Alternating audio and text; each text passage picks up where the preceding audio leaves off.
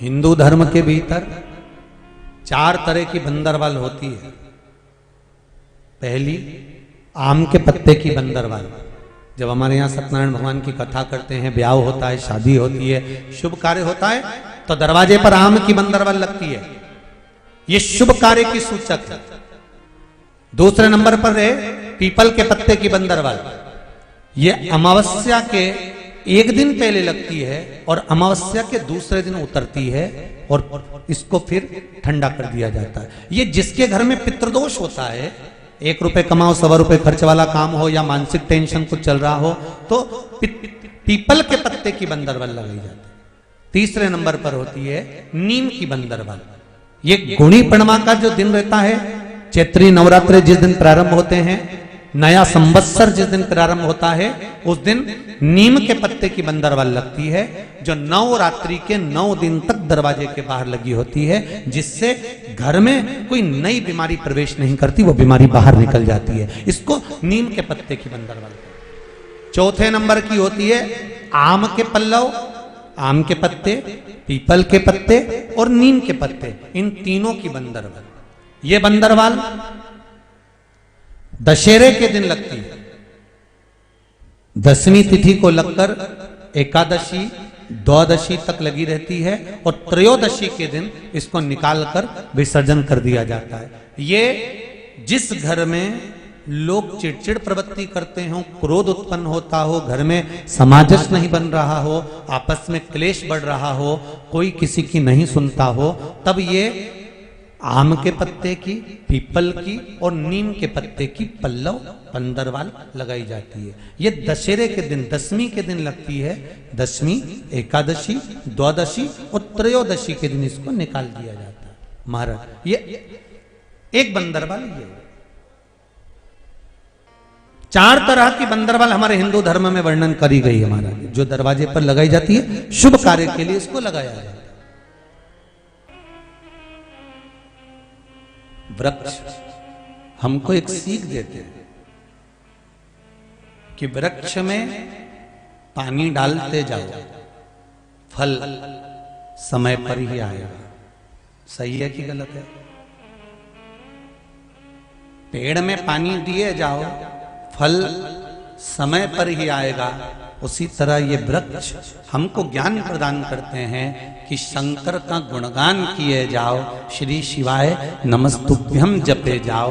1 लोटा पानी शिव के मंदिर में जाकर चढ़ाते रहो, फल समय पर मिल ही जाएगा। ये पक्का मिलेगा जरूर।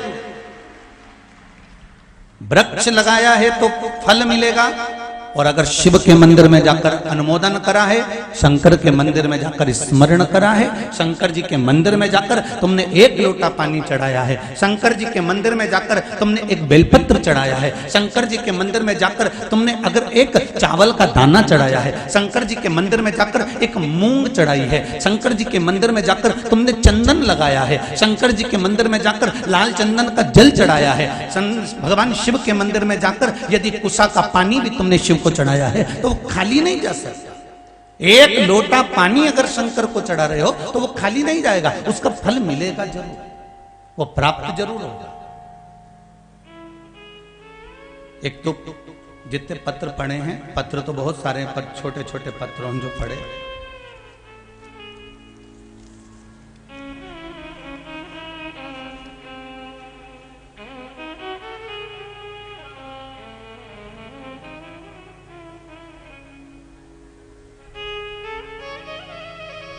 कीर्ति सोनी, घाटा बिल्लोद, जिला धार, कहीं बैठी हो तो हाथ उठाइएगा।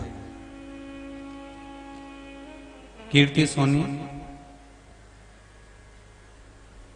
घाटा बिल्लोद, जिला धार, आप ही हैं बेटा? दोनों हाथ उठा दीजिए, हर हर महादेव कह दो एक बार, बोलो हर हर महादेव। कीर्ति दीदी, आपने पत्र लिखा है, गुरुजी मैं कंपनी के क्वार्टर में रहती थी, मेरे पिताजी थे, वहां शिवजी का मंदिर था, रोज जल चढ़ाया करती थी, पर जल चढ़ाने का क्या लाभ होता है ये जान नहीं पाती थी। जब से शिव महापुराण की कथा श्रवण करने में लगी हूं, तब से बाबा को जल चढ़ाने जाती हूं तो निवेदन कर कर आती हूं कि मेरे बेटे का जॉब लग जाए, सर्विस लग जाए। आप मानेंगे नहीं, पशुपति नाथ का व्रत किया और मेरा दूसरा सोमवार, ये पत्र आस्था चैनल वाले भी दिखा रहे हैं, पशुपति नाथ का व्रत किया और दूसरा सोमवार था और मेरे बेटे की जॉब लग गई। मैं बाबा को धन्यवाद देने के लिए आई। बेटो बहन बधाई हो आपको बहुत बहुत। बाबा देवादिदेव महादेव की कृपा बनी रहे। विराजी बैठिए। हर हर। शिव भक्ति किसको कहते हैं? अरे तेरा ही दिया मैंने, खाया पिया है, तेरा शुक्रिया है, तेरा शुक्रिया है। मुझे भोले बाबा ने बहुत दे दिया है, तेरा शुक्रिया है, तेरा शुक्रिया है। अब शिव से जल चढ़ा रही हो, मना नहीं है, वो जल कहीं ना कहीं काम जरूर आ रहा है। एक बच्चे को ये नहीं मालूम होता कि पिता कौन है। माँ जन्म लिए बच्चे को ये सिखाती है, ये तुम्हारे पिता है, ये पापा है, ये पिता है, ये बाबूजी हैं, ये दादा हैं।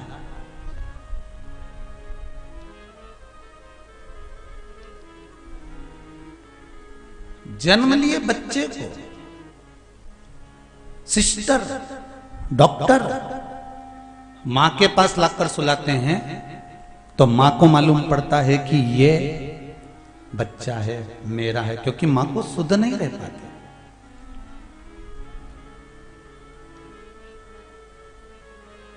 जन्म लिए बच्चे को मां बताती है कि ये तुम्हारे पिता हैं, तब बच्चा अपने पिता को पहचान जाता है और पिताजी पिताजी कहता कहता कहता कहता कहता कहता बड़ा हो जाता है। फिर पिता का फर्ज होता है कि बेटा पिताजी पिताजी कहता है तो बाप अपनी सारी प्रॉपर्टी, जमीन, जायदाद दूसरे को नहीं देता, अपनी औलाद को देता है। उसी तरह एक संत, एक साधु, एक सन्यासी, एक तपस्वी, एक कथाकार, एक सनातनी, भगवान का भजन करने वाला, जिसका मन, चित्त, वृत्ति परमात्मा में डूबी रहती है, एक गुरु, एक संत का काम एक मां की तरह होता है। जैसे मां अपने बच्चे को पिता बता देती है, एक संत संसार के लोगों को परमात्मा बता देता है कि ये तुम्हें देने वाला। एक मां अपने बच्चे को बताती है कि तुम्हारा पिता है, और पिता का मतलब ये नहीं होता साधारण कि पिता यूं ही है। पिता है मतलब अपनी जायदाद, जमीन, दौलत, ट्रैक्टर, ट्राली, गाड़ी, बंगला सब कौन देगा? जम के बोलो जरा, अरे जम के तो बोलो। मां के मायके से आएगा? नाना जी देगा? मामा जी देगा? नहीं। कौन देगा? पिताजी देगा। उसी तरह संत कहते हैं, साधु कहते हैं, सन्यासी कहते हैं, तपस्वी कहते हैं, साधक कहते हैं, उपासक कहते हैं, और एक गुरु कहता है कि वो मेरा शिव संसार का पिता है। अगर आप के पास जाकर अपने दिल की बात कह दोगे तो ये पक्का है कि वो उठाकर तुमको कुछ ना कुछ दे ही देगा। अब कहो, कल की कथा में था भगवान विष्णु ने भी भगवान ब्रह्मा जी से कहा कि शिव मेरे पिता है। भगवान विष्णु कहते हैं भगवान ब्रह्मा से कि शंकर मेरे पिता हैं, शिव मेरे पिता हैं, देवादिदेव महादेव मेरे पिता हैं। तो ब्रह्मा जी ने पूछा यदि शंकर आपके पिता हैं तो मेरे कौन लगे? तो भगवान विष्णु ने कहा तुम्हारे दादाजी लगे। दादा का मतलब मालूम है आपको ना रहे? भगवान ब्रह्मा कह रहे हैं कि दादा का मतलब जानते हो? हाँ, दादा का मतलब मैं जानता हूं। क्या मतलब होता है दादा का? भगवान विष्णु ने कहा पोते की सारी गलतियों को जो माफ कर दे वो दादा होता है। पोते की सारी गलतियों को माफ कर दे वो दादा होता है। तो शंकर जी ने मेरी कौन सी गलती माफ कर दी? भगवान विष्णु कहते हैं ब्रह्मा जी इतनी जल्दी भूल गए? तुमने झूठ पर झूठ बोला, केतकी के फूल को तोड़ के लिया है, गौ माता को पकड़ कर लिया है, झूठ पर झूठ बोलते रहे, यहां तक तुम्हारा सिर कट गया और सिर कटने के बाद भी तुम झूठ बोलते रहे। उसके बाद भी देवाधिदेव महादेव ने तुम्हारे कटे हुए शीश को बड़का पेड़ बना दिया, बट वृक्ष बना दिया, और शंकर खुद उसके नीचे बैठकर तुम्हारी पूजन करवा रहे हैं। इससे बढ़कर और क्या चाहिए? शिवजी का एक नाम हो गया बटकेश्वर महादेव, स्वयं शंकर अपनी पूजन इस बड़ के पेड़ के नीचे करवा रहे हैं तुम्हारी महत्वता को बढ़ाने के लिए।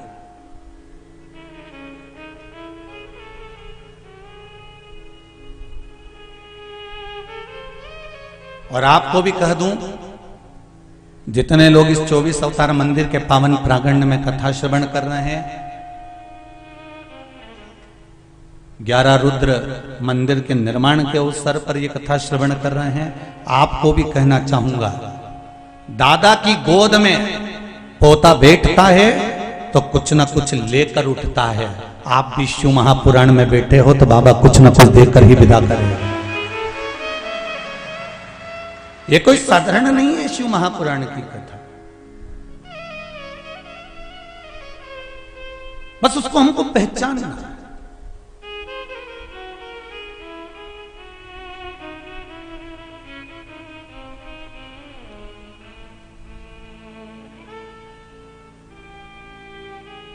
भगवान में और इंसान में सबसे बड़ा अंतर कौन सा है?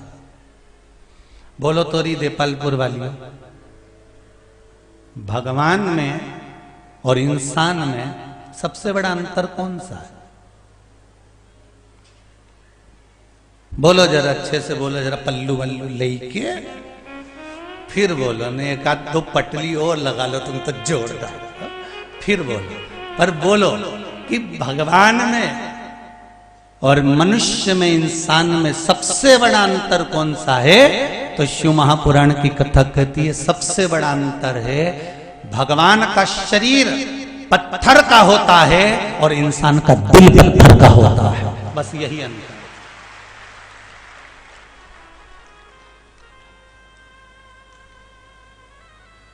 भगवान का शरीर पत्थर का है पर उसका मन पत्थर का नहीं है, और इंसान का हृदय पत्थर का है।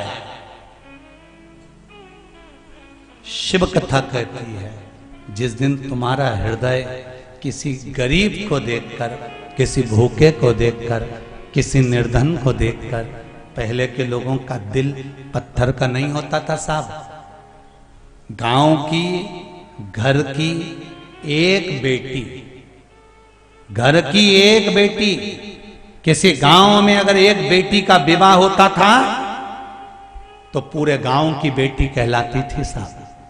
ये पहले के लोगों का दिल होता था। आज के जमाने में घर में अगर बेटी जन्म ले लेती है और बड़ी होती है तो पड़ोसियों से ही डर लगने लगता है। क्यों?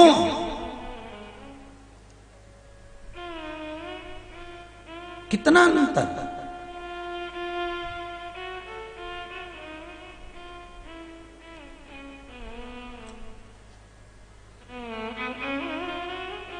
पहले अपने रिश्तेदारों के यहाँ जाना पड़ता था, ना गाड़ी थी, ना बस थी, ना मोटरसाइकिल थी। फिर भी कई लोग गांव के यहाँ बैठे होंगे, बहन भी बैठी हैं, जब रिश्तेदारों के यहाँ मिलने जाना होता था ना गाड़ी मिलती थी, ना बस मिलती थी, ना घर में मोटरसाइकिल थी। साइकिल से, पैदल, कैसे भी, किसी के साथ बैलगाड़ी से, रिश्तेदारों के यहाँ मिलने चले जाते थे, 4-4 दिन रुक जाते थे। और एक आज का पत्थर का दिल लोगों का कि सारे साधन घर के अंदर हैं, मोटरसाइकिल भी है, जीप भी है, गाड़ी भी है, बस भी चल रही है, मोटरसाइकिल भी है, इसके बाद भी कोई किसी के यहाँ जाना पसंद नहीं करता। क्यों? क्योंकि पहले आते थे तो लोगों के दिल खुल जाते थे, आज के जमाने में आते हो तो लोगों का मुंह भगोने जैसा हो जाता है। कौन आएगा तुम्हारे यहां? सास के रिश्तेदार आते हैं तो सास ज्यादा काम करती है, सास के मन में कपट नहीं होता। बड़ी बहू के भी रिश्तेदार आते हैं तो सास उठकर चली जाती है काम करने के लिए रसोई घर में। छोटी बहू के रिश्तेदार आते हैं तो सास उठ के चली जाती है रसोई घर में काम करने के लिए। बेटी के रिश्तेदार आते हैं तो सास उठकर चली जाती है काम करने के लिए। पर बहुओं के मन में एक ऐसा विचार पैदा हो गया कि हमारे मम्मी पापा आए, हमारे रिश्तेदार आए, बड़ी के आए तो बड़ी काम करेगी, छोटी के आए तो छोटी काम करेगी। और सास के मन में यह भाव नहीं रहता। सास के मन में तो एक भाव रहता है कि हमारा बीआई जी आया है तो उसके आदर सत्कार कर दूं, सम्मान दे दूं। हमारा रिश्तेदार आया है, मेरे दरवाजे पर आया है, कोई खाली ना जाए, कुछ ना कुछ लेकर इसको भेजूं मैं। और सास का हृदय, दिल, मन, चित्त, वृत्ति बड़ी होती।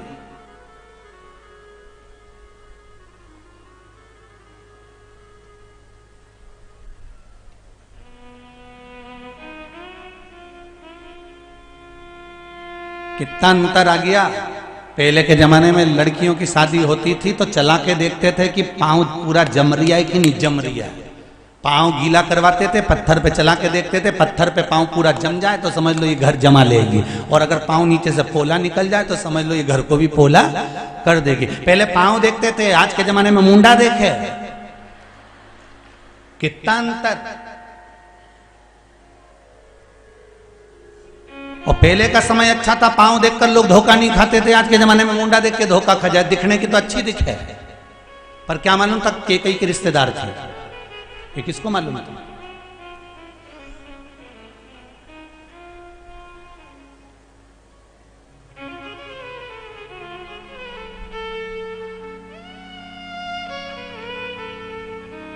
चित्तवृत्ति। अपने हृदय को अगर पुराने समय में दरवाजे पर कोई पशु भी आ जाता था, श्वान भी आ जाता था तो उसको भोजन दिया जाता था। आज के जमाने में पड़ोस में बच्चे भूख से बिलखते रहते हैं और हम अपनी दिवाली का त्यौहार मनाते रहते हैं।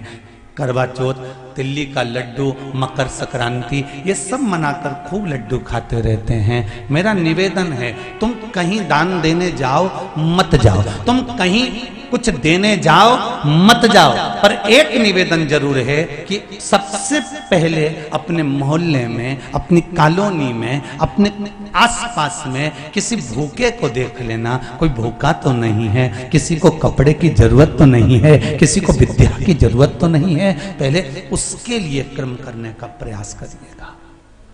कोई भूखा ना सो।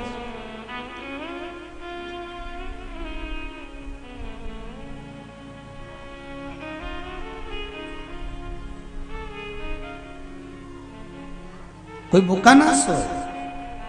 आप प्रयास करिए जीवन में कि कुछ अच्छा करते हुए चलना है हमको। जोड़ जोड़ के तो यहीं छोड़ के तो दुनिया चली जाती है, पर अच्छा कई लोग कहते हैं हम अच्छा करते हैं इसके बाद भी हमारा बुराई क्यों होता है, तो होने दो ना।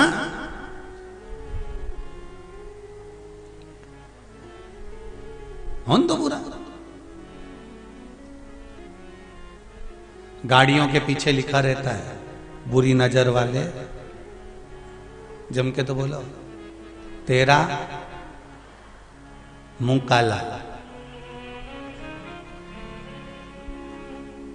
लिखना चाहिए बुरी नजर वाले तेरे कारण ही मेरे घर में उजाला, क्योंकि तू नजर लगाता रहेगा तो मेरी मां मेरे ऊपर नजर बनाकर रखेगी और नजर उतारती रहेगी, तो मेरे घर में तो उजाला ही है। माता और पिता की दृष्टि जब बच्चों पर पड़ती है ना, तो जीवन स्वयं संवर जाता है। स्वयं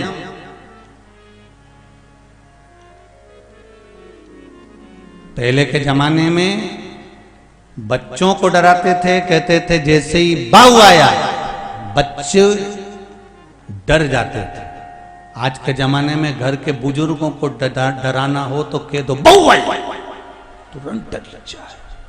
अभी तो गई थी, कहां से आ गई। इतना भय लोगों में आजकल हो गया है कि बेटे की शादी करूं, अच्छी आएगी कि नहीं आएगी, बुरी आएगी कि कैसी आएगी। मेरा निवेदन है फिर हमारे वो सनातनी धर्म में पुराने समय में लेकर आ जाओ, फिर पुराने समय में लेकर आ जाओ। और मेरा निवेदन है बच्चों को पढ़ाओ, बेटों को पढ़ाओ, बेटियों को पढ़ाओ, खूब पढ़ाओ। इनको डॉक्टर भी बनाओ, इंजीनियर भी बनाओ। बेटियों को भी डॉक्टर बनाओ और बेटों को भी डॉक्टर बनाओ। बेटियों को भी इंजीनियर बनाओ और बेटों को भी इंजीनियर बनाओ। बेटों को भी सीए बनाओ और बेटियों को भी सीए बनाओ। बेटों को भी आप मिनिस्टर, कलेक्टर, एसपी, डीएसपी सब बनाओ, तो बेटियों को भी आप सब कुछ बनाओ। पर ये सब कुछ बनाने से पहले शिव पुराण कहती है कि बेटे और बेटियों को संस्कारित जरूर बनाना, नहीं तो वो डॉक्टर, कलेक्टर किसी काम का नहीं।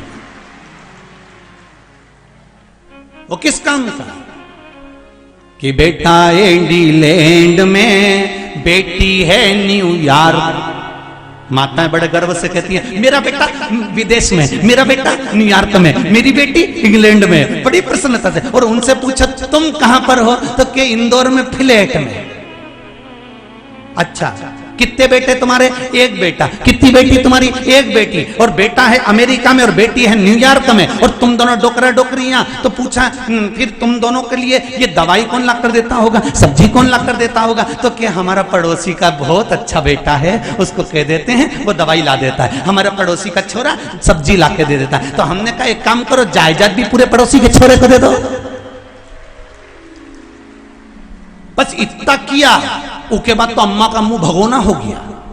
बोली नहीं 3 दिन कि महाराज जी तो ऐसा बोले कि जायदाद। जब तुम्हारा बेटा, तुम बीमार पड़ गए, पड़ोसी का लड़का ले जाकर तुमको हॉस्पिटल में भर्ती कर रहा है, पड़ोसी की बहू जाकर तुम्हारा काम कर रही है, पड़ोसी के छोरा छोरी, भाई के छोरा छोरी तुम्हारी सेवा संभाल कर रहा है, और तुम्हारी औलाद अमेरिका और बाहर जाकर पड़ी हुई है और तुम्हारी सेवा संभाल करने नहीं आती। फिर आती कब है औलाद? जब बाप और माँ के प्राण छूट जाते हैं। आएंगे, मुंडा दे के 5 मिनट रोएंगे, और रोने के बाद 15 दिन 20 दिन रुक के सब बेचकर सामान लेके बपुर हो जाएंगे। तो ऐसी जिंदगी किस काम की, किसके लिए जी रहे हो?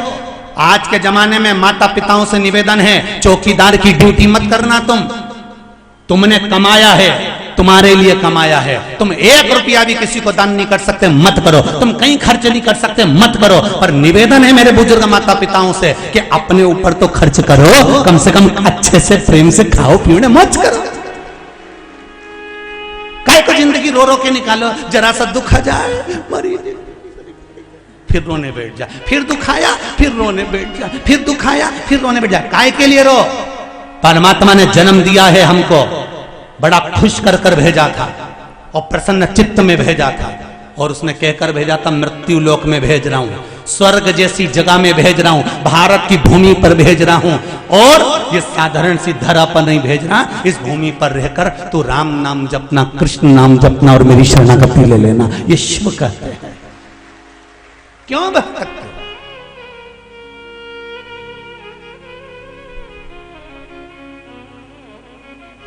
कि बेटा एडीलैंड में, बेटी है न्यूयॉर्क, और ब्राइट बच्चों के लिए हुआ बुढ़ापा डार्क। और काका क्या करोगे, ये रुपया कहाँ धरोगे, कहाँ रखने वाले, किस जगह?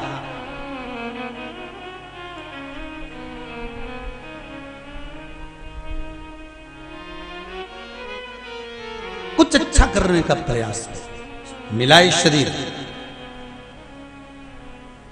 वृक्ष में जैसे पानी दिए जाओ तो फल समय पर आता है, उसी तरह सत्कर्म करे जाओ, फल समय पर वो दे ही देता है। वो देगा, देने में पीछे नहीं हटेगा। दिया एक पत्र और है,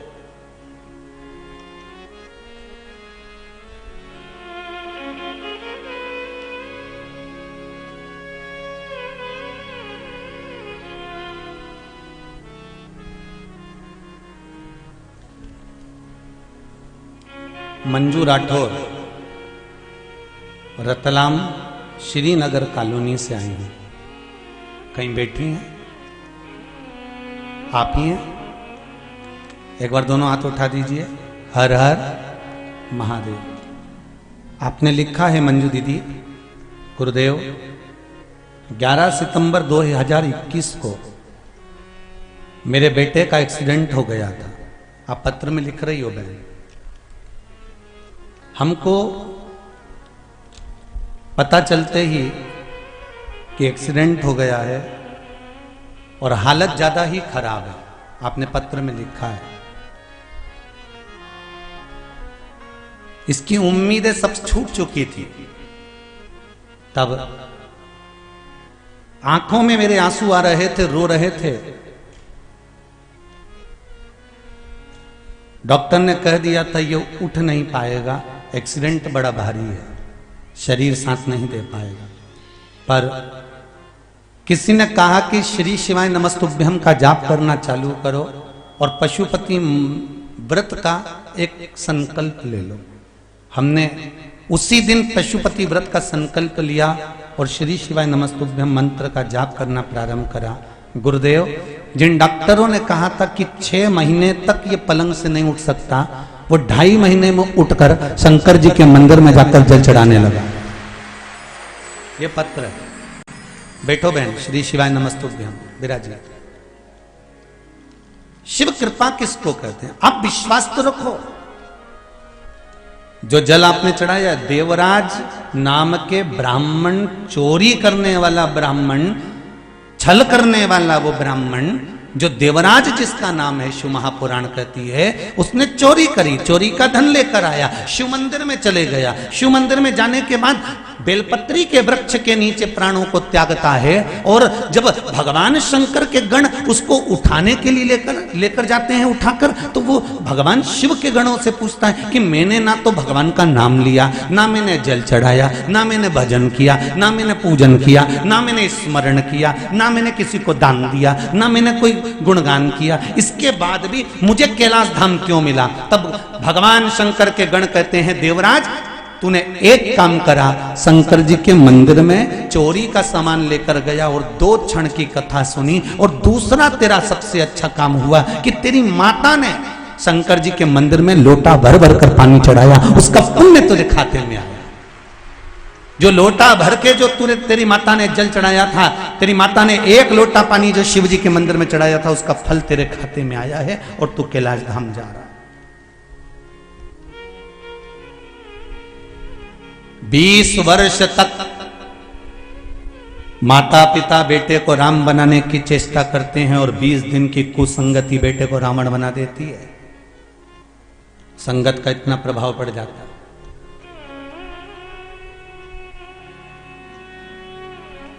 कुछ श्रेष्ठ करिए,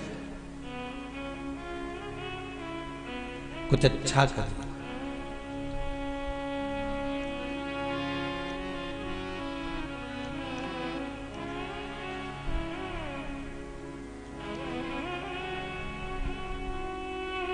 और महाराज, जब ये चित्त वृत्ति शिव को दे दी जाए, फिर हमें नहीं सोचना कि हमारा क्या होगा।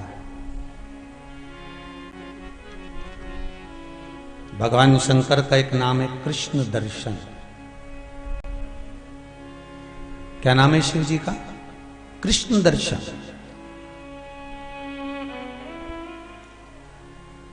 कृष्ण दर्शन का मतलब क्या है? क्या भगवान कृष्ण और शंकर का कहीं संबंध हुआ है इसलिए कृष्ण दर्शन नाम पड़ा होगा?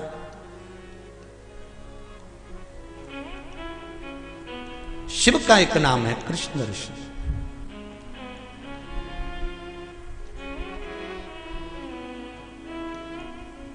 मनु के पुत्र नभाग,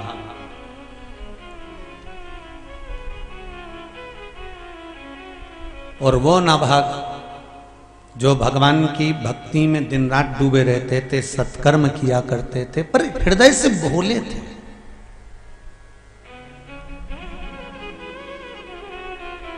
भगवान को छल प्रिय नहीं है, भगवान को कपट प्रिय नहीं है, भगवान को बेईमानी प्रिय नहीं है।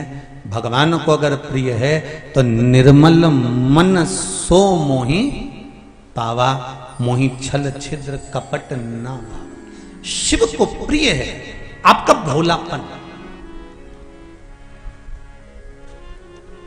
और कभी कभी भोलेपन में भी बहुत कुछ हो जाता है। जैसे एक पिताजी शांत हो गए, और पिताजी शांत हुए और पिताजी शांत हुए तो माँ ने कहा बेटा देखो घर में तुम दो बेटे हो, एक बड़ा एक छोटा।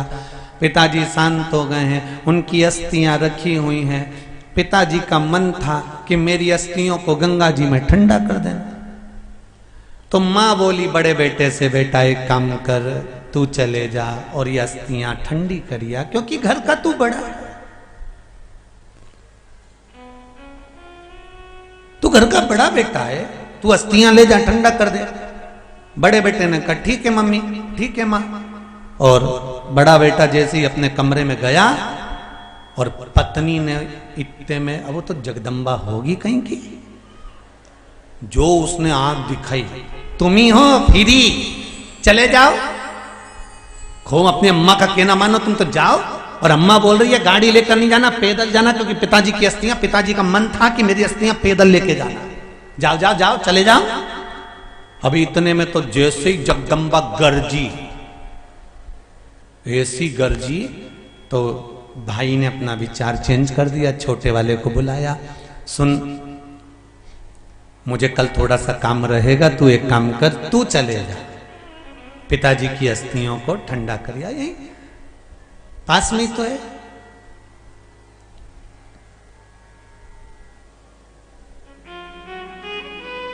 सोलह किलोमीटर दूर गंगा जी बह रही है, वहीं चल।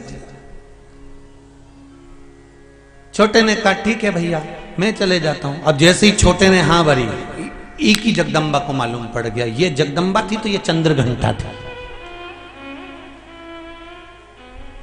ये जैसे ही गया अपने घर में कमरे में और इसने कहा सुनो मैं कल पिताजी की अस्थियों को विसर्जन करने जा रहा हूं पैदल।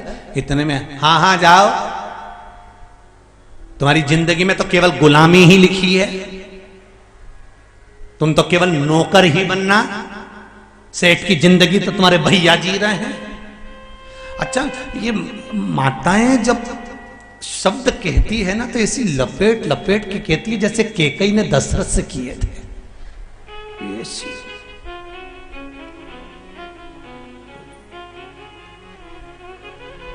फिर भी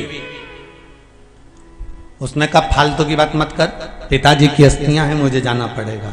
माँ ने सुबह अस्थियां दे दी, छोटा बेटा जाने लगा। माँ मैं जा रहा हूं, हाँ बेटा अच्छे से विसर्जन करके आना पिताजी की अस्थियों को। ले गया, 12 किलोमीटर दूर तक पैदल गया। वहीं से एक नल्ला निकल के जा रहा था, नाला। किसी गांव वाले से पूछ लिया ये नाला कहाँ जा रहा है, तो किसी ने बताया ये आगे जाके 4 किलोमीटर दूर पे गंगा जी में मिल जाता है।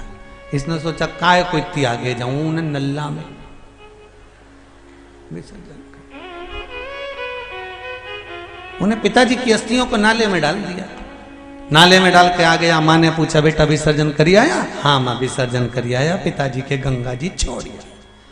अब माँ रात को सोई, सपने में कहीं के पिताजी आ गए और पिताजी आके तुरंत माँ से कुछ बोले होंगे। दूसरे दिन माँ पलंग पे बैठी, दोनों छोरा उनके बुलाया, क्यों रे बेटा सही बता तू विसर्जन करके आया पिताजी की अस्थियों को गंगा जी? बिल्कुल गंगा जी में ही छोड़ के आया। क्यों क्या हुआ? रात को तेरे पिताजी सपने में आए थे और आके कह रहे थे छोरा ने मुझे नल्ला में डाल दिया, 4 किलोमीटर और आगे नहीं आया। इतने में तो छोरा चिल्ला के बोला ये बाप की पुरानी आदत नहीं जाएगी, 12 किलोमीटर इधर आके सपना दे सकते, 4 किलोमीटर आगे नहीं जा सकते।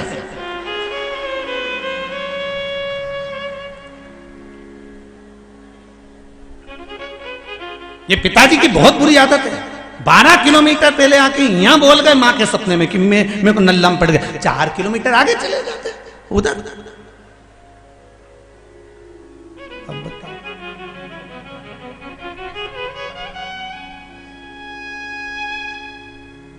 मां आंखों से जल बहाती रह गई। क्या बोले, क्या बोले। शिव को छल प्रिय नहीं है, शिव को दिखावा प्रिय नहीं है। मेरा शंकर बड़ा अड़भंगी है, बड़ा उसको यह सब चीज नहीं भाती, उसको ये सब चीजों से कोई मतलब नहीं।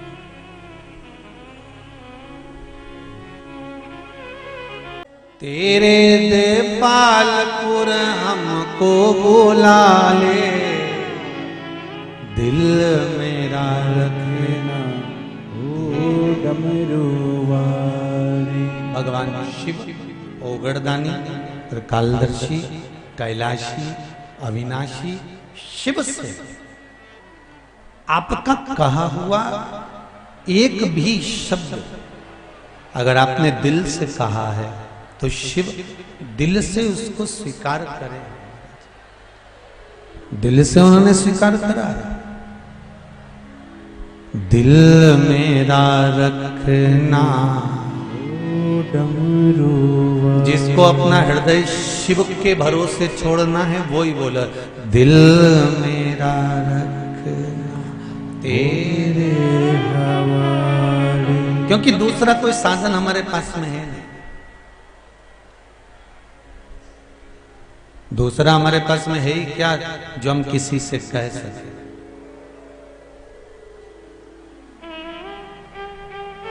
एक बात बड़ी सुंदर है,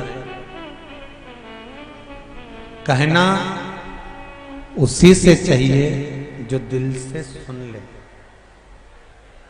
कहना उसी से चाहिए जो दिल से सुन ले। मेरे देवाधिदेव महादेव से कहोगे तो बाबा उसको दिल से श्रवण करता है, हृदय चित्त से सुनता है। शंभो शरणे पड़ी मांगू घड़ी रे घड़ी, दुख काटो दया करी ने दर्शन आपो। भगवान शिव से दिल से कहो। शिव जी का एक नाम है कृष्ण दर्शन। महाराज मनु के पुत्र नाभाग, जिन नाभाग ने भगवान की भक्ति को धारण करा,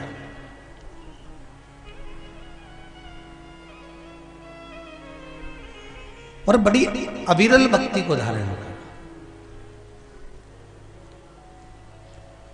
एक भक्ति होती है थोड़े दिन तक तो मन लगता है भगवान में, उसके बाद में मन विचलित हो जाता है। एक भक्ति लोगों की ऐसी होती है जिसमें मन तो लगता है पर वो मन बाद में विचलित हो जाता है।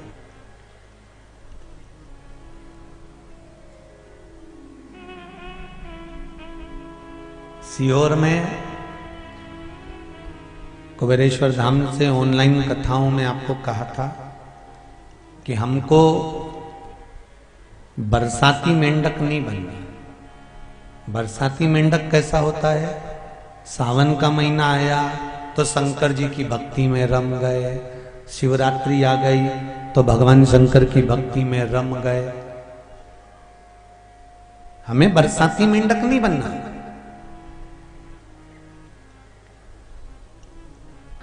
जैसे ही सावन गया इनने तिलक लगाना छोड़ दिया, रुद्राक्ष पहनना छोड़ दिया। शिवरात्रि गई वैसे इनने सब छोड़ा दिया। नहीं, इसको बरसाती मेंढक कहते हैं, जो बरसात में उत्पन्न होते हैं और बरसात में फिर समाप्त हो जाते हैं। भगवान की भक्ति के लिए बरसाती मेंढक बनने की जरूरत नहीं होती। भगवान की भक्ति के लिए तो आप जैसे हो वैसे ही रहो। उसमें भगवान को दिखावा चाहिए ही नहीं।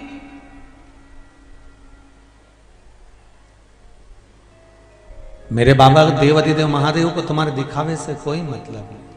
उसको तो केवल एक ही काम चाहिए, सत्यम शिवम सुंदरम। आप सत्य बोलो, और सत्य से बड़ा दुनिया में कोई सुख नहीं है। सत्य बोलते रहोगे तो जीवन का आनंद पाते रहोगे। सत्य बोलो और सत्यमय जीवन को जियो।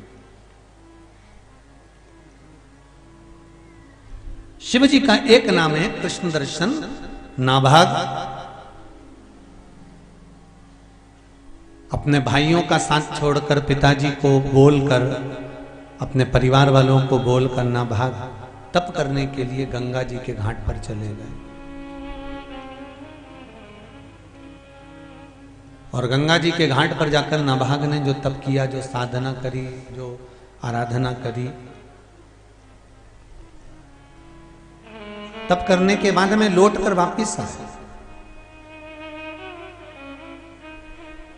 और लौट कर आने के बाद में नाभाग ने अपने भाइयों से कहा, भाइयों तुमने पूरी राज्य का, जायदाद का, प्रॉपर्टी का हिस्सा कर लिया, सब आपने आपस में बांट लिया, सारी जमीन जायदाद तुम लोगों ने आपस में बांट ली है।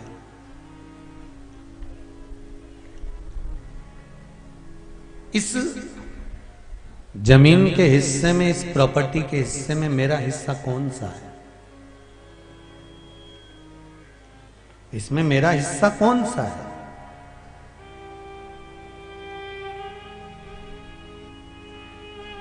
मुझे मेरा हिस्सा दे दो।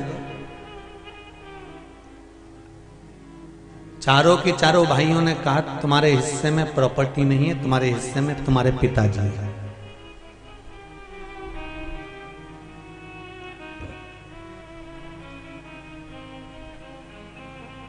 हिस्से में जमीन और जायदाद नहीं मिली है। नाभाग को हिस्से में केवल पिताजी मिले, और पिताजी भी ऐसे जिनका शरीर शिथिल हो चुका था, शरीर में कुछ बल बचा नहीं था, शरीर पूरा बेकार हो चला था। और नाभाग पिताजी के पास गए, पिताजी मैं तप करने गया था, भजन करने गया था, साधना करने के लिए गया था, स्मरण करने के लिए गया था। वहां से जब लौट कर आया और आने के बाद में मैंने अपने भाइयों से जमीन का हिस्सा मांगा, प्रॉपर्टी का हिस्सा मांगा, तो उन्होंने कह दिया हिस्से में केवल तुम्हारे पिताजी हैं।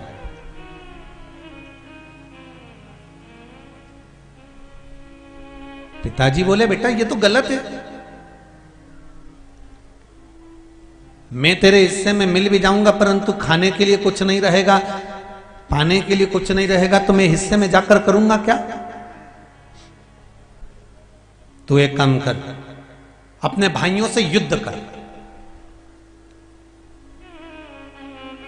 पिता कह रहा है, अगर तेरा हिस्सा इन लोगों ने ले लिया है तो तू युद्ध कर, और युद्ध करके उनसे अपनी प्रॉपर्टी, अपना हिस्सा, अपनी जमीन, अपनी जायदाद लेकर आ। बेटे ने हाथ जोड़कर नाभाग ने अपने पिताजी से कहा, पिताजी अगर बाप जिंदा है और माता पिता के जिंदा रहते हुए अगर बेटा जमीन के लिए झगड़ा करे तो वो माता पिता के दिल पर क्या बीतती होगी कि मेरे 2 बेटे, मेरे 4 बेटे, मेरे 3 बेटे, मेरे पुत्र, मेरे बेटे आपस में झगड़ा कर रहे हैं मात्र प्रॉपर्टी के थोड़े से टुकड़े के लिए।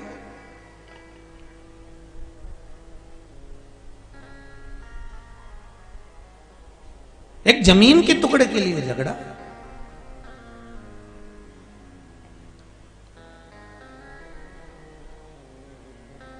पिताजी मैं युद्ध नहीं करूंगा। क्या तू युद्ध से तुझे डर लगता है? क्या तुझे युद्ध से डर लग रहा है?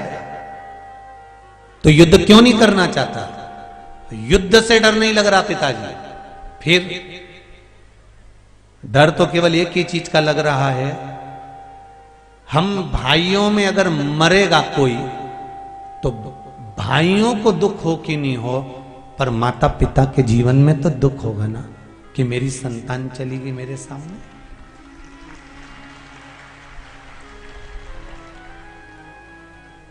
एक बात अपने जीवन में बहुत सुंदर उतार के रखो। धन, दौलत, संपदा, सत्ता, वैभव, ये सब यहीं पर रखा रह जाना है।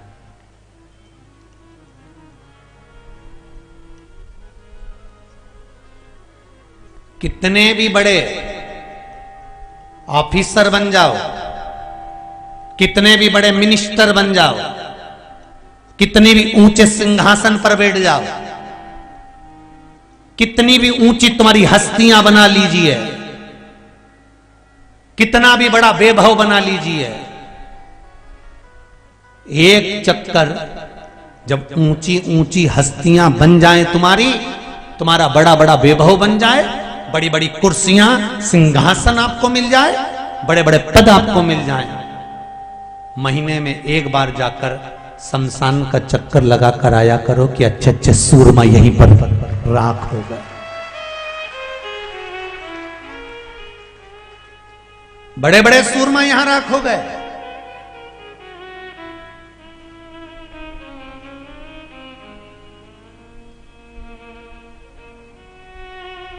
माइकल जैक्सन को 18 डॉक्टर की टीम चेक करती थी। 2500 बार तो उसने प्लास्टिक सर्जरी करवा ली थी। डॉक्टर बोलते थे उतना ही खाता था, डॉक्टर बोलते थे वही दवाई लेता था।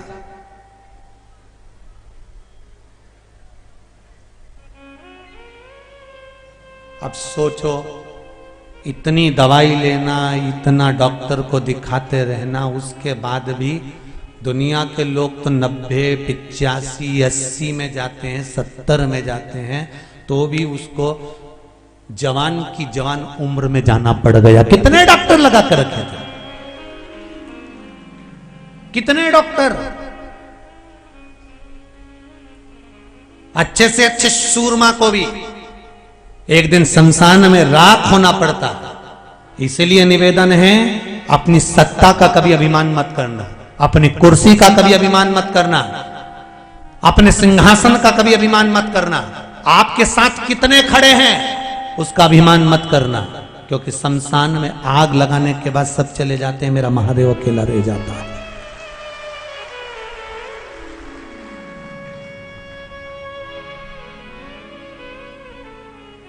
तुम्हारे साथ में कितने, अरे कौरवों के साथ में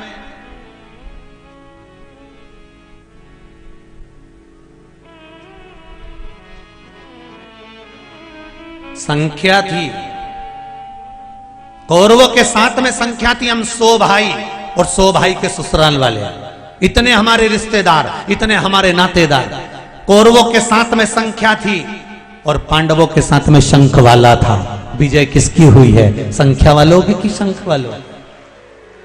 कितने तुम्हारे साथ में, हमारा वैभव इतना, हमारे पास में इतनी दौलत, हमारे पास में इतनी सत्ता, मेरी तो वहां चलती है, मेरी तो वहां चलती है, मेरे रिश्तेदार वहां हैं, मेरे नातेदार वहां हैं, मैं तो उनके पास में एक फोन लगाऊं न काम हो जाए, मेरे पास में 2 फोन लगाऊं और काम हो जाए। शिव महापुराण की कथा कहती है, आप दुनिया वालों को फोन लगाओगे तो काम होगा और तुम्हें उनकी गुलामी करना पड़ेगी। पर मेरा निवेदन देपालपुर वालों से कि आप शंकर को फोन लगाओ, किसी की गुलामी नहीं करना पड़ेगी, वो काम साथ।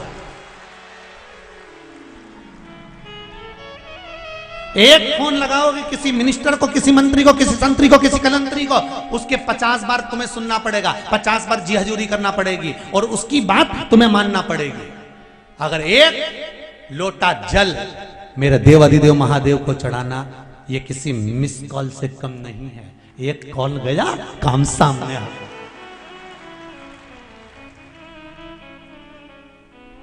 करो तो तुम, पर आप शिव के पास कब जाते हो, आप मेरे शंकर के पास कब आते हो, आप मंदिर कब जाते हो? जब सारी दुनिया से तुम हाथ पैर जोड़ के थक जाते हो, कोई काम नहीं करता, तब भगवान अब तू ही बच्चा है, भगवान की ओर धक्का खाया, जा कमला और जा, जा, जा। भगवान कहता है क्यों दूसरे के हाथ पैर जोड़ता फिरे रे ओ भेरू, क्यों हाथ पैर जोड़े? एक बार मेरे पास दिल से आकर तो कहता, एक बार दिल से तो कहता कि दिल मेरा रखना तेरे हवाले। ओ डमरू वाले, ओ काशी वाले, दिल मेरा रखना तेरे हवाले। उससे कहो दिल से। देखो एक पत्र अभी अल पढ़ा, उसमें बड़े सुंदर बात।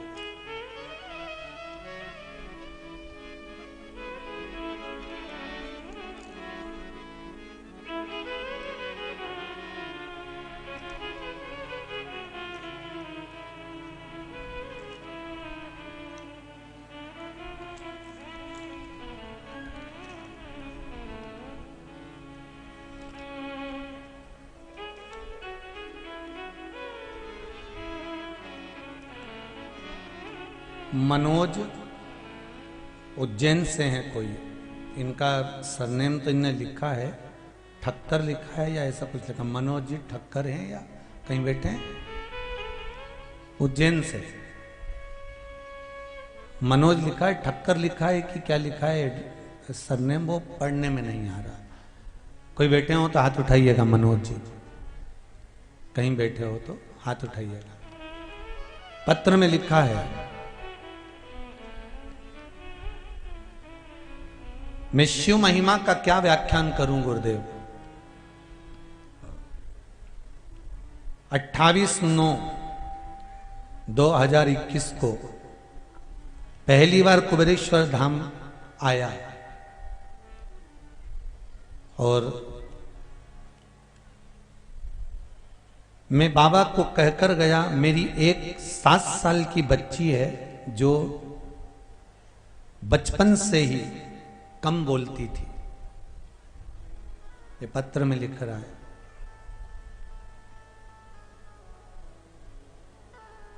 कम बोलती थी। अब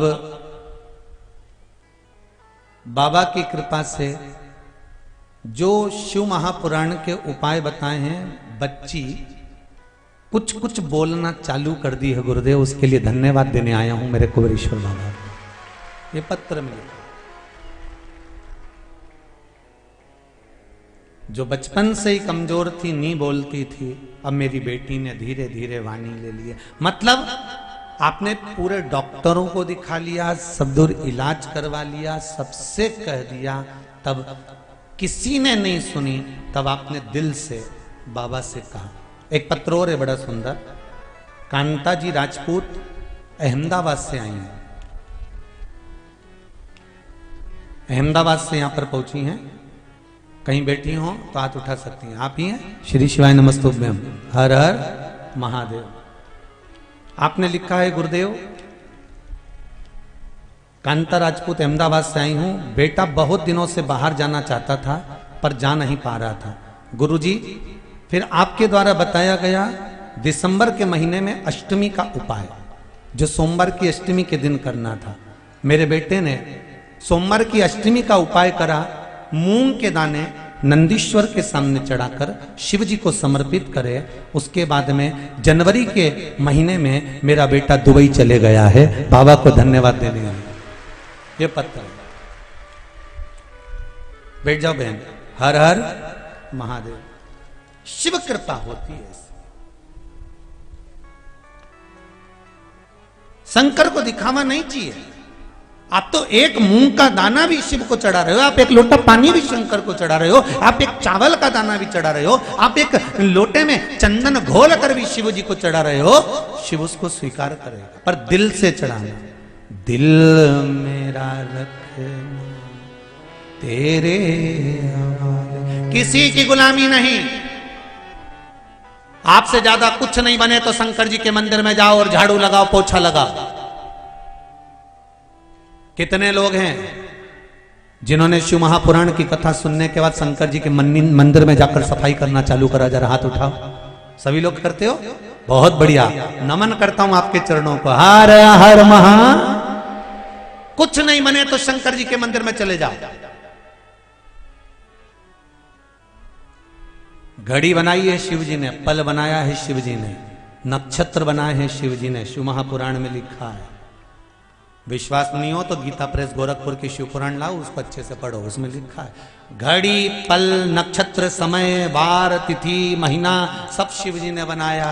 जब घड़ी उसने बनाई है तो इसको सही करना है तो कपड़े की दुकान पे मत ले जाओ, इसको सही करना है तो किराने की दुकान पे मत ले जाओ, घड़ी की दुकान पर लेकर जाओ तो घड़ी ठीक हो जाएगी। उसी तरह घड़ी वाला भी कहता है कि 7 दिन पटकना पड़ेगा, मेरे पास में रखी रहने दो 7 दिन तक, 7 दिन तक ये घड़ी मेरे पास में रहेगी, मैं चेक करूंगा, अच्छा करूंगा, उसको सही करके दे दूंगा। तो भगवान शंकर की कथा भी कह रही है जिसकी घड़ी सही नहीं हो पाए, जिसका समय सही नहीं चल रहा हो तो 7 दिन शंकर की सेवा में लग जाओ, घड़ी सुधर जाएगी।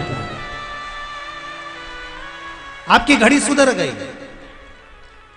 काल और महाकाल दोनों साथ चलते हैं। शंकर जी काय पे बैठते हैं? बोलो जम के बोलो जरा। नंदी पे। नंदी कौन है? वृषभ। नंदी वृषभ बेल। बेल को क्या कहते हैं? धर्म। धर्म का ही एक स्वरूप है यम। शंकर भगवान को बेल किसने दिया था? स्वयं यमराज। यमराज कहते हैं कि मुझे आपके साथ रहना है, मुझे आप रखो। शंकर जी ने कहा मैं आपको नहीं रख सकता, परंतु यमराज अड़ गए, धर्मराज अड़ गए कि मुझे शंकर के साथ रहना है। तो धर्मराज नंदी बन के शंकर के साथ रहते हैं। तो काल भी साथ में और महाकाल भी साथ में है। तो फिर दुनिया के लोग कितना ही कुछ बिगाड़ लें, जब महाकाल और काल तुम्हारा होगा तो किसके बस की है जी कि तुम्हारा बाल बांका कर दे, महाकाल और काल तुम्हारे साथ हो। और डरना मानना नहीं है। वो मालवा के संत श्री नागर जी महाराज कहते हैं ना, मेरो क्या तो करेगो। जरा गाओ ना, थोड़ा सा लाइन गाओ जरा। मेरो क्या तो करेगो यमराज, जब गुरु मेरो समरथ है, गुरु अमरथ है। मेरो क्या तो करेगो यमराज, हे गुरु मेरो समरथ आए यम। जब दुख की घड़ी आए, डरना नहीं है, उस दुख से निपटना है। परीक्षा एग्जाम तो देना पड़ती है। जिस बच्चे को आगे बढ़ना है उसको परीक्षा देना पड़ेगी। और जन्म लेने के बाद जब तुम स्कूल जाना चालू कर दोगे तब से परीक्षा देना पड़ेगी। चाहे नर्सरी में पढ़ लो, पहली में पढ़ लो, दूसरी में पढ़ लो, तीसरी में पढ़ लो, फाइनल में पहुंच जाओ। तुम्हें जहां तक अगर उन्नति की सीढ़ी पर चढ़ना है तो परीक्षा देना पड़ेगी। कभी त्रिमासिक, कभी 6 मासिक, कभी 12 मासिक। अभी परीक्षा पूरी हुई होंगी, किसी की 12 मासिक परीक्षा चल रही होगी, किसी की बोर्ड की चल रही होगी। परीक्षा तो देना पड़ेगी। उसी तरह मनुष्य का यदि शरीर मिला है तो जीवन में थोड़ा ना थोड़ा कष्ट तो सहन करना पड़ेगा। पर रोना मत, घबराना नहीं। परीक्षा में पास होना है और इतना याद रखना, उत्तीर्ण तो होके मानो।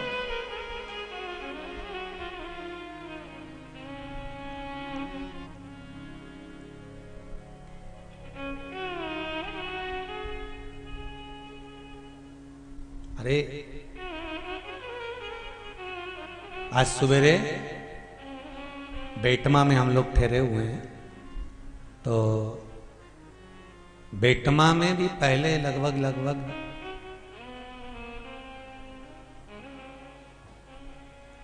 2004 में या 2003 में 2005 में बेटमा में एक बार कथा करी है माहेश्वरी महिला मंडल द्वारा। तो एक बहन ने आज सवेरे बहुत अच्छा प्रश्न किया कि गुरुदेव, प्रश्न हमारा यह है, आप कहते हो भगवान हमेशा आपके साथ में है, फिर दुख क्यों आता है? हमने कहा जी जो टीचर पढ़ाता है उसी की ड्यूटी परीक्षा हॉल में लगती है कई बार। बोले लगती कि नहीं लगती? जो टीचर पढ़ाता है उसकी ड्यूटी परीक्षा हॉल में लगती है। और बेटे के सिर पे पसीना आता है लिखते लिखते। टीचर परिचित है, बच्चा खुश होता है कि टीचर है, पर टीचर उसको नकल कराता है क्या? जम के बोलो नहीं। टीचर क्या कहता है, उस समय पर बोलता कुछ नहीं है, पेपर सामने है, कॉपी सामने है, लिखे जाओ।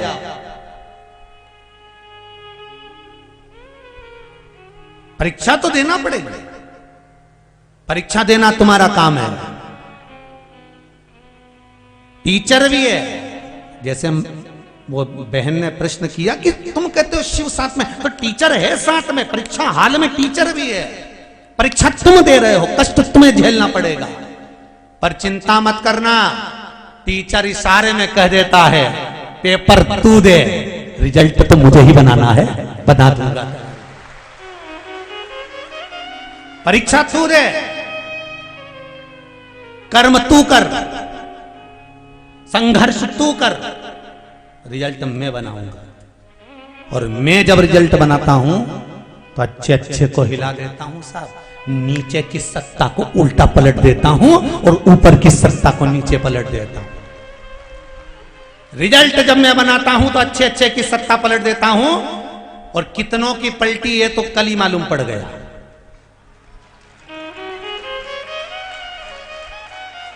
कब नीचे ऊपर कर दूं इसका मुझे कोई भान नहीं होता, बस रिजल्ट मैं बनाता हूं, तू अपना कर्म किएगा, कर्म में पीछे मत हटना, कर्म करते रहना, और जितना जितना तू कर्म करेगा उतना उतना फल तेरी जिंदगी में मिलता रहेगा।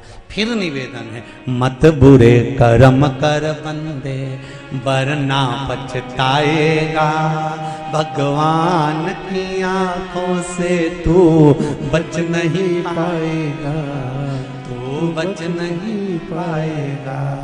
अरे ओ अज्ञानी मत करना, क्यों करे बेकार।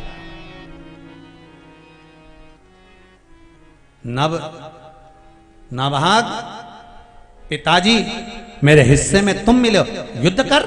नहीं नहीं, युद्ध नहीं करूंगा, अगर युद्ध करता हूं तो उसमें माता पिता का हृदय दुखेगा, अगर युद्ध करता हूं तो उसमें माता पिता का हृदय दुखेगा, मेरे को युद्ध नहीं लड़ना। फिर क्या करें, नाभाग कहता है आप मेरे हिस्से में आए हो, आप मेरे साथ चलो। पिता चले, एक कक्ष में रहने लगे, भूखे रह रहे थे, 7 दिन तक अन्न खाने को नहीं मिला। तब बेटे ने पिता से कहा, पिताजी क्या करूं आप बताओ। पिताजी कहते हैं काम कर, पास में ऋषि यज्ञ करा रहे हैं, पास में ऋषि यज्ञ करा रहे हैं, एक काम कर तू उस यज्ञ में पहुंच जा।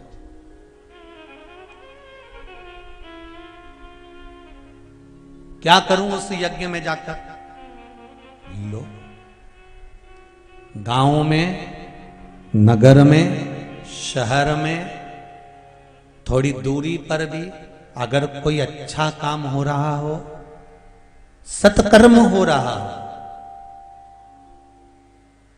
कोई अच्छा कार्य हो रहा हो, यज्ञ, कथा, अनुष्ठान, मंदिर निर्माण, पूजन, पाठ, कुछ भी अच्छा काम हो रहा हो, अगर कुछ नहीं बने तो वहां जाकर सेवा देना चालू कर देना चाहिए, भाग्य चमकना प्रारंभ। ये बात पंडित प्रदीप मिश्रा नहीं कह रहा है, ये बात शिव महापुराण का कृष्ण दर्शन स्वरूप कह रहा है। शंकर जी का एक नाम है कृष्ण दर्शन, शिव महापुराण का ये सुंदर वर्णन कर रहा है। नहीं तो आप कहो कि गुरुजी का इसमें लालच होगा, गुरुजी कह रहे होंगे कि सेवा करने जाओ, कहीं कथा हो, सत्संग हो, यज्ञ हो तो वहां जाकर सेवा करो। ये कृष्ण दर्शन शिव महापुराण की कथा में वर्णन किया गया। भगवान शंकर का एक नाम है कृष्ण दर्शन।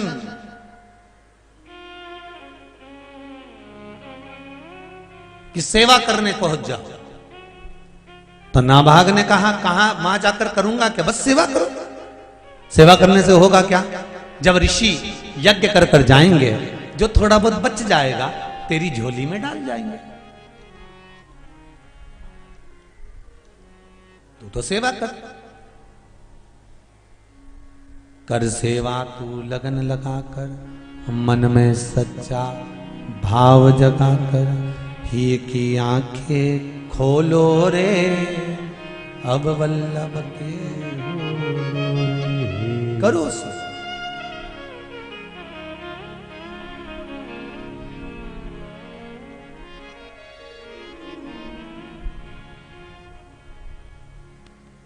बस दिल से सेवा में लग जाओ। शिव मंदिर में जब भी जाओ, ना निंदा सुनना है और ना निंदा करना है। क्या होता है उससे? हमने जो व्रत किया है, हमने जो पूजन करी है, एक थोड़ी सी निंदा शंकर जी की या शिव भक्त की सुन लेते हैं तो 8 महीने जो हमने पुण्य करा होता है वो सब समाप्त हो जाता है। शिव मंदिर में ना तो निंदा करना है और ना निंदा सुनना है। जाओ, ऐसे टाइम पर जाओ कि हमें किसी की निंदा सुनने को नहीं मिले, हमें किसी की निंदा करने को नहीं मिले। हम जाएं और भगवान का भजन करें और वापस अपने अपने घर को आ जाएं। शिव पुराण में भी जाओ तो प्रयास करो कि हमारे द्वारा कोई निंदा ना हो, किसी के लिए अपशब्द ना निकले। निकले तो शिव के भजन निकले। यहां से जाते भी तुम श्री शिवाय नमस्तुभ्यम, श्री शिवाय नमस्तुभ्यम, श्री शिवाय नमस्तुभ्यम, श्री शिवाय नमस्तुभ्यम, श्री शिवाय नमस्तुभ्यम। जाओ तो भगवान का नाम, आओ तो भगवान का नाम, केवल शिव नाम में ही डूबे रहो। निंदा नहीं चाहिए।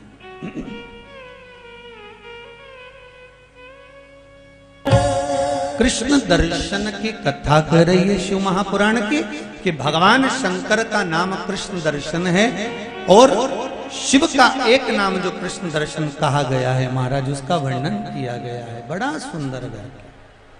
पिता अपने पास में, तुम जाओ उस यज्ञ में जहां पर ऋषि यज्ञ कर रहे हो, वहां चले जाओ। जहां पर ऋषि यज्ञ कर रहे हो वहां तुम चले जाओ। अब गए, वहां जाकर खूब सेवा करी, खूब सेवा करी।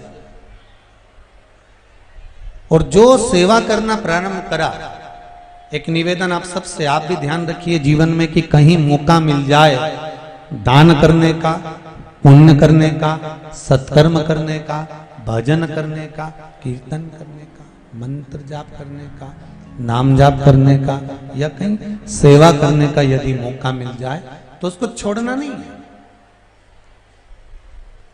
श्री, सब बोलो, साथ में बोलो, श्री शिवाय नमस्तुभ्यम। मौका मिले सेवा करने का करो। नाभाग ने सेवा करी, सेवा करी, ऋषियों जाने लगे यज्ञ पूरा कर कर। तो ऋषियों ने जो बचा हुआ सामान था, अन्न भाग था, सामग्री थी, वो सब की सब ऋषियों ने नाभाग को दे दी। सारी सामग्री नाभाग को दे दी। अब नाभाग को सामग्री मिल गई, जैसे ही ली वैसे ही भगवान शिव सामने प्रकट हो गए। सामग्री लेते ही भगवान शंकर सम्मुख में प्रकट हो गए। और महाराज कैसा स्वरूप है भगवान शिव का? कृष्ण दर्शन शिवजी का जो स्वरूप है, उसकी सबसे मुख्य अगर कोई चीज है तो वो है भगवान शंकर के नयन। भगवान शिव के नयन, और भगवान शंकर के जो नयन है वो यहां पर कृष्ण वर्ण के, मतलब काले हैं। इसलिए यहां पर शिवजी का नाम कृष्ण दर्शन पड़ा है। कैसे नयन है भगवान के? जम के बोलो जरा, काले। पूरे नयन मेरे शंकर के काले।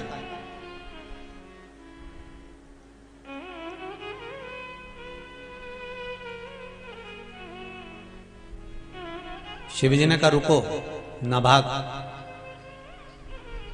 ये ऋषियों ने जो सामान तुमको दिया है ये मालूम है किसका है? नाभाग ने कहा प्रभु मैं तो जानता नहीं, पर ऋषियों ने यज्ञ पूर्ण होने के बाद जो बच्चा था वो मुझे प्रदान किया।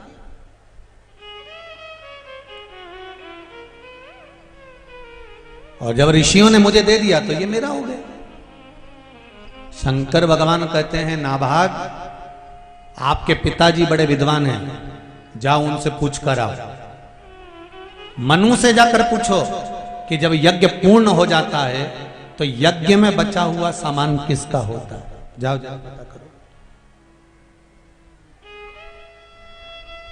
तुम कैसे कह सकते हो कि ये बची हुई सामग्री तुम्हारी है?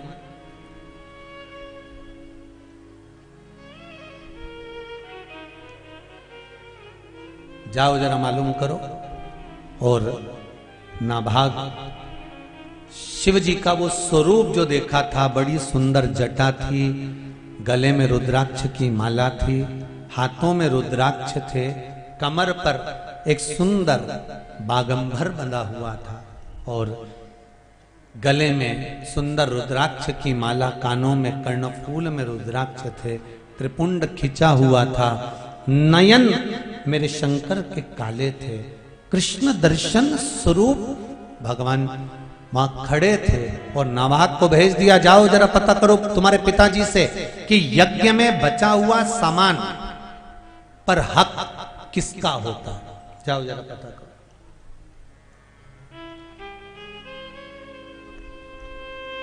अब नाभाग दौड़ कर गए अपने पिताजी के पास में, दंडवत करा, प्रणाम करा। पिताजी ने पूछा नाभाग तुम आ गए? हाँ, तुम तो कुछ खाने के लिए लेने गए थे, कुछ सामग्री लेने गए थे, ऋषियों ने कुछ दिया नहीं क्या तुमको? नाभाग बोले ऋषियों ने तो दिया था, परंतु वहां पर कोई एक पुरुष आकर खड़ा हो गया है, जटा बंधी हुई है, त्रिपुंड लगा हुआ है, गले में रुद्राक्ष की माला है, हाथों में रुद्राक्ष है, कमर पर सुंदर आनंद में एक बागंबर बंधा हुआ है और बड़ा सुंदर स्वरूप है, बस आंख काली है। कर्पूर गौरम कर्णावतारम, नेत्र काले हैं बस, शरीर बड़ा सुंदर, रुद्राक्ष धारण करे हुए। पिताजी वो कह रहे हैं कि यज्ञ में बची हुई जो सामग्री होती है वो मेरी होती है, यज्ञ में बचा हुआ सामान सब मेरा है, ऋषियों ने मुझको दिया है और वो कह रहे हैं कि मेरा है। अब आप बताओ मैं क्या कर सकता हूं। इतने में मनु ने कहा रुको, वो कोई साधारण नहीं है, वो रुद्र है, उसके पास जाकर निवेदन करो, उसका है। यज्ञ में बचा हुआ सामान, यज्ञ में बची हुई सामग्री, अनुष्ठान करने के बाद बचा हुआ जो सामान होता है वो रुद्र का होता है, वो शिव का होता है,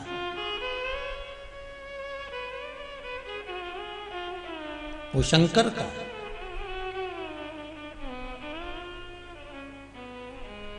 आप चरणों में उनके प्रणाम करना और प्रणाम कर करके देना, ये आपकी सामग्री है, आप रखिए, बस इतना कह देना। एक भोले से व्यक्ति को, एक साधारण से भोले से व्यक्ति को, बिल्कुल सहज सरल व्यक्ति को आप कुछ सामान थोड़ा ज्यादा उठाकर दे दो तो वो लेकर नहीं जाएगा। अरे इतना सारा कैसे ले जाऊंगा, आप तो अपने पास रख लो, मुझे नहीं चाहिए इतना।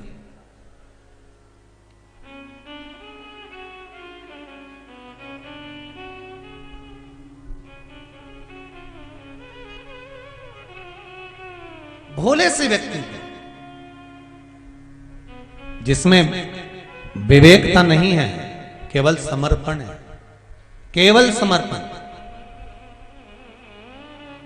उसको अगर ज्यादा सामान दे दोगे तो वो लेगा नहीं। शिव भोले हैं। नाभाग तुम्हें जो ऋषियों ने सामान दिया है वो ऋषियों का सामान आप जाकर दे दो उनको, ठीक है पिताजी। और ऋषियों का बचा हुआ सामान जैसे ही रुद्र को दिया, शंकर को दिया, रुद्र के पास जैसे ही सामान आया तो भगवान कृष्ण दर्शन ने कहा, शिव ने कहा, ए नाभाग मुझे अब ये नहीं चाहिए, तुमने एक बार अगर मुझे दे दिया तो ये अब तुम्हारा ही हो गया, क्योंकि शिव के पास जो है वो जनमानस के लिए।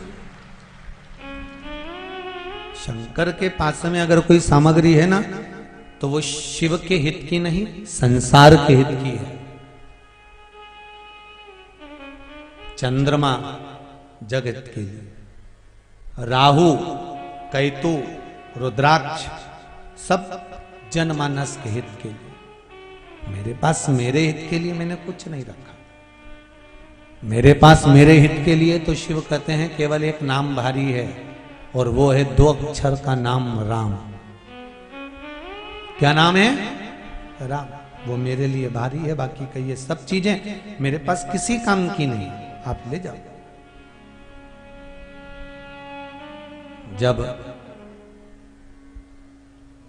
सती माता के साथ में भगवान शंकर का जब विवाह हुआ था ना, तो सती मैया के साथ में जब बाबा भोलेनाथ जी का विवाह हुआ और सती मैया को विवाह कर कर शंकर भगवान जब कुंभज ऋषि की कथा सुनाने के लिए लेकर गए, तब सती ने भगवान शंकर से 5 बार कहा था कि भोलेनाथ, मैंने इतना सुंदर श्रृंगार धारण करा है तो आप भी कुछ श्रृंगार धारण कर लीजिए।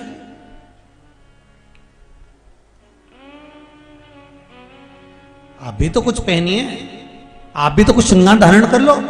शंकर भगवान कहते हैं, सुनो सती,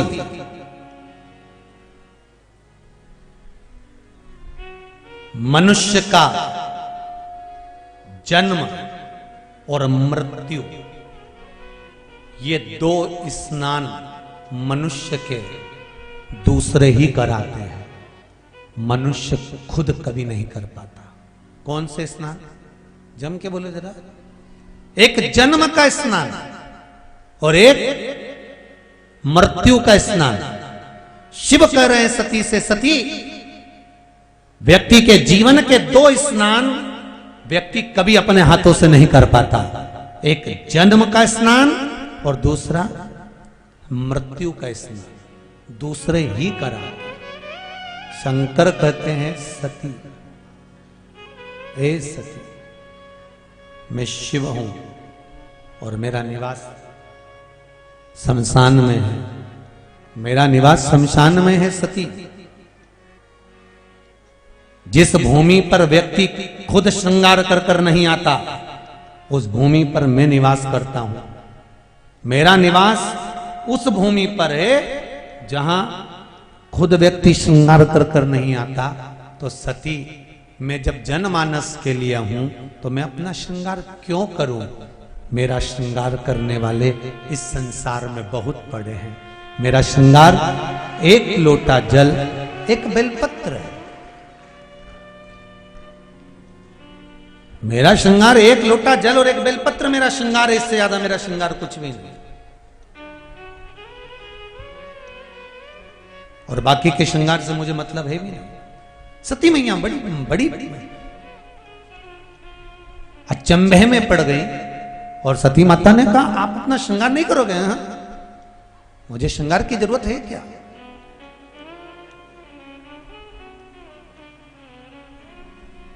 सहज है मैं।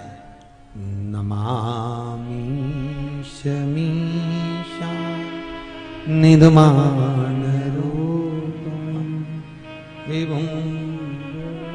भगवान शिव आनंद की राशि है मेरा शिव, उसको श्रृंगार की जरूरत नहीं है। कितनी बार श्रृंगार शिव जी का होता है और कितनी बार एक जनी चंदन लगा कर गया, दूसरा फिर पीछे से पहुंच गया, 1 लोटा पानी चढ़ाकर आ गया, श्रृंगार फिर चले गए। फिर कोई श्रृंगार कर गया, फिर कोई पानी चढ़ाकर चले गया, श्रृंगार फिर चले गए। शंकर का मंदिर, शिवालय, शिवलिंग ये बार बार बताता है कि श्रृंगार करा किसी ने, पानी चढ़ाकर कोई चले गया, फिर भी मैं नाराज नहीं हुआ। उसी तरह संसार है, आपने बहुत सारा अच्छा करा, उसके बाद कोई पानी चढ़ाकर चले जाए तो चिंता मत कर। शंकर भगवान का शिवलिंग ये बताता है कि आपने श्रृंगार करा, आपने कथा करवाई, सत्संग करवाया, मंदिर स्मरण पूजन पाठ आराधना सब कुछ कराया, तुमने दुनिया भर का काम करा, कहीं का आएगा कोई आ गया और तुम्हारे करे धरे पर एक लोटा जम के तो बोलो पानी डाल गया, घबराना नहीं, रोना नहीं, चिंता मत करना, पानी डालने वाले पानी डालकर जाएंगे, चिंता की बात नहीं है, फिर कोई आएगा, फिर चंदन लगाकर चले जाएगा, फिर श्रृंगार कर जाएगा, हारना नहीं। शिव जी के मंदिर में रोज श्रृंगार हो रहा है 15-15 मिनट में। बोलो रे जी सही है कि गलत है?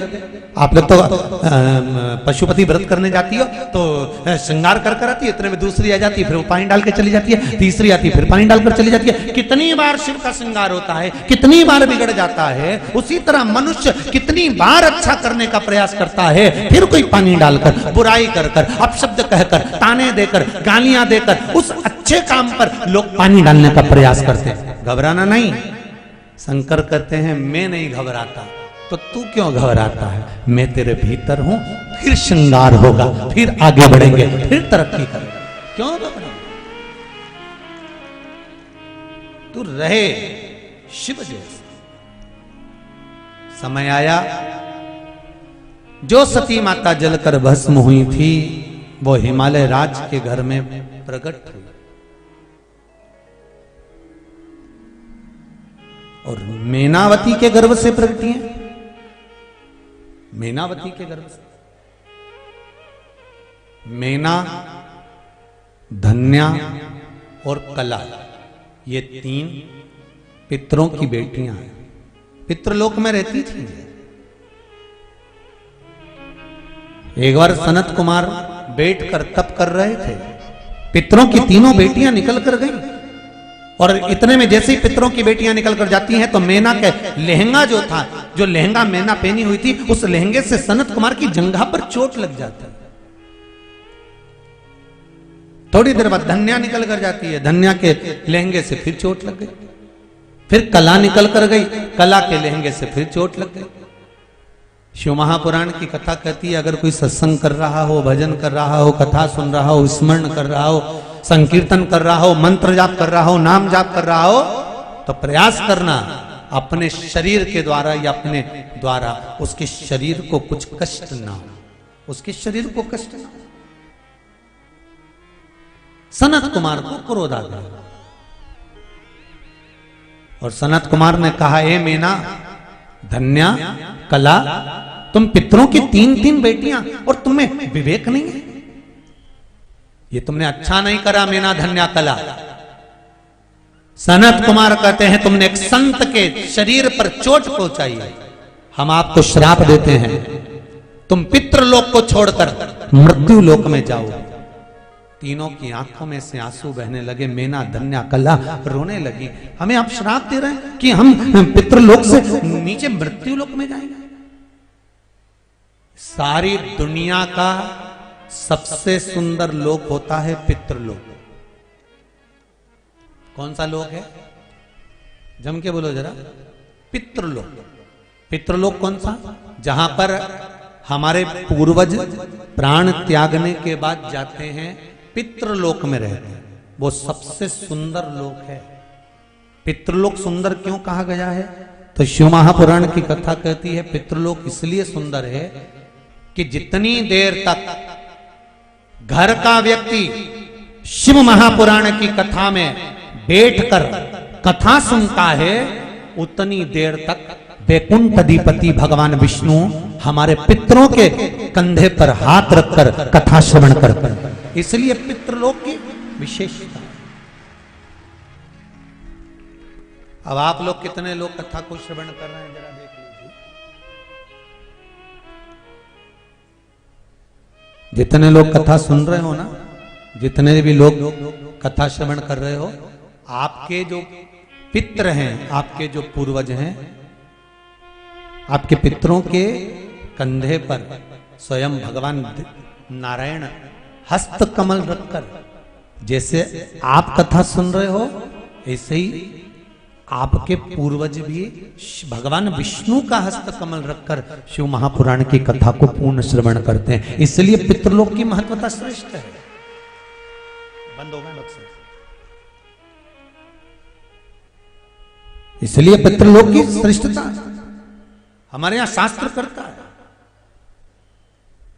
हम आपको श्राप देते हैं कि तुम पितृलोक छोड़कर यहां मृत्यु लोक में आओ। मृत्यु लोक में चरणों में गिर गई, आप क्षमा करिए, कुछ कृपा कर दीजिए, कुछ क्षमा कर दीजिए, कुछ दया कर दीजिए। तब सनत कुमार ने कहा चिंता मत करो, जब मृत्यु लोक में आप आओगी तब मृत्यु लोक में तुम तीनों की गोद में 3 देवियां खेलेंगी जो संपूर्ण विश्व का कल्याण करेंगी। मैना की गोद में पार्वती धन्या सुनैना बनेगी, जिसकी गोद में सीता खेलेगी। कला कीर्ति बनेगी, जिसकी गोद में राधा जी खेलेंगी, जो संपूर्ण विश्व का कल्याण करेंगी। तुम तीनों की गोद में 3 देवियां खेलेंगी। और वही मैनावती की गोद में माता पार्वती जी खेल रही हैं। मैनावती की देव ऋषि नारद जी ने कह दिया, इसका भाग्य का वर्णन कर दिया। इसको जो पति मिलेगा, भस्मी रमाने वाला, जटाजूट बांधने वाला, मृगछाला लपेटने वाला। पार्वती जी की माता जी ने सोच लिया विवाह नहीं करूंगी, पर ज्ञान प्राप्त हो गया था बचपन में, और बचपन का ज्ञान प्रबल ज्ञान होता है महाराज। पार्वती जी ने मन में विचार कर लिया था कि मैं अगर वरूंगी तो शिव को वरूंगी, इसके सिवा मैं किसी को नहीं वरूंगी, शंकर ही मेरे पति। खूब तप करा, खूब साधना करी, खूब करा, और तप और साधना का फल क्या हुआ कि शिव पार्वती के लिए तप साधना के बल पर उनको परीक्षा लेने के लिए जाने लगे। कामदेव को भस्म किया। अभी होलिका अष्टक चल रहा है, होलिका अष्टक चल रहा है ना। ये जो होलिका अष्टक है ना, जो 8 दिन होलिका अष्टक के जो रहते हैं, इसमें कोई शादी विवाह आदि कादि जो शुभ कार्य होते हैं, मकान का प्रवेश मुहूर्त, ये नहीं होते। उसका कारण क्या है? क्योंकि जिस दिन फागुन के शुक्ल पक्ष की अष्टमी पड़ी थी, उसी दिन कामदेव जलकर भस्म हुआ था। और कामदेव जब जलकर भस्म हुआ था तो 8 दिन तक कामदेव की धर्म पत्नी रति रो रो के बेहाल हो गई थी, और देवताओं के दरवाजे पर जा जाकर अपना माथा रगड़ रही थी कि जब तक मेरा पति नहीं मिलता तब तक मृत्यु लोक में मैं सत्कर्म नहीं होने दूंगी। इसी को होलिका अष्टक कहा। रोती रही रहती, आंखों से नीर बहाती रही रहती। भगवान विष्णु के पास में भी गई, वहां जाकर निवेदन करा, प्रभु कृपा करिए, मेरा पति चले गया है, उसके लिए कुछ कृपा कर दीजिए। भगवान विष्णु ने कहा मैं कुछ नहीं कर सकता, आप देवाधिदेव महादेव से निवेदन करोगे तो ही काम होगा, क्योंकि जन्म देने वाला शंकर है तो मारने वाला शंकर है। जन्म, मरण और परण, ये 3 शिव ने अपने पास रख रखा, आप उससे कहो जाकर। महाराज शिव महापुराण की कथा कहती है, जीवन में डॉक्टर ने कह दिया, डॉक्टर बोल दिया कि अब इनकी अंतिम समय चल रहा है, घर ले जाओ सेवा करो। डॉक्टर कह दिया कि घर ले जाओ सेवा करो, पर एक बात याद रखना कि लेकर तुम चले भी गए, पर जब तक उसके यहां से नहीं आएगी ना, तब तक बड़ा मुश्किल है। चाहे 50 बार गीता जी सुना दो, चाहे 10 बार गजेंद्र मोक्ष की कथा सुना दो, चाहे 5 बार तुम गंगा जल पिला दो। अपने को लगता है कि डोकरी निपट गई, जमीन पे सुलाया, 15 मिनट में फिर जिंदा हो गई, फिर जिंदा। अब मन करता है कि बताओ अभी तो मरी नहीं, प्राणी नहीं छूटे। खूब लोगों ने कहा था खूब उम्र है, खूब लंबी उम्र है, क्या रेखाएं खूब जिएगा, खूब लंबी उम्र होगी, खूब लंबी उम्र होगी, और मालूम पड़े शरीर छूट गया, प्राण चले गए। जन्म मरण परण तीन शिव के हाथ में है। कोई दूसरा उसको संभाल नहीं सकता, कोई दूसरा उसका वर्णन नहीं कर सकता। जन्म मरण परण ये शंकर ने अपने पास में रख रखा है, इसको कोई साध नहीं सकता, इसको केवल शिव ही साध, शंकर ही साध। भाग्य लिख दिया शिव ने पार्वती का। रति रोती रही, शिव जी के पास जाकर निवेदन करा। शंकर भगवान ने कहा चिंता मत करो, तुम्हारा पति भगवान कृष्ण का पुत्र बनकर उत्पन्न होगा और तुम्हें मिलेगा। अब ये अनंग रहेगा, इसका शरीर नहीं दिखेगा। सुनो, आम के पल्लव में छुपकर कामदेव ने बाण छोड़ा था, इसलिए मुझे क्रोध आया था। आम के पल्लव, भगवान शिव ने कहा कामदेव आम के पत्ते में छुपकर शांत हुआ, छुपकर मुझे बाण छोड़ा है, इसलिए मैंने इसको भस्म कर दिया। पार्वती शिव की आराधना में लीन होती हैं। शंकर भगवान स्वयं शिव आनंद के साथ विराजमान होते हैं। शंकर और पार्वती के मंगल विवाह का क्रम यहाँ आनंद के साथ प्रारंभ होता है। शिव और पार्वती का मंगल विवाह का क्रम यहाँ पर प्रारंभ होता है। शिव ओघड़दानी, भगवान शंकर स्वयं दूल्हा बनते हैं और माता पार्वती दुल्हन बनती है। शिव दूल्हा बन रहे हैं, माता पार्वती दुल्हन बन रही हैं। भगवान ओघड़दानी शिव की बारात आ रही है। जोरदार ताली बजाकर स्वागत करिए भगवान शिव की बारात का। बोल काशी विश्वनाथ भगवान की जय।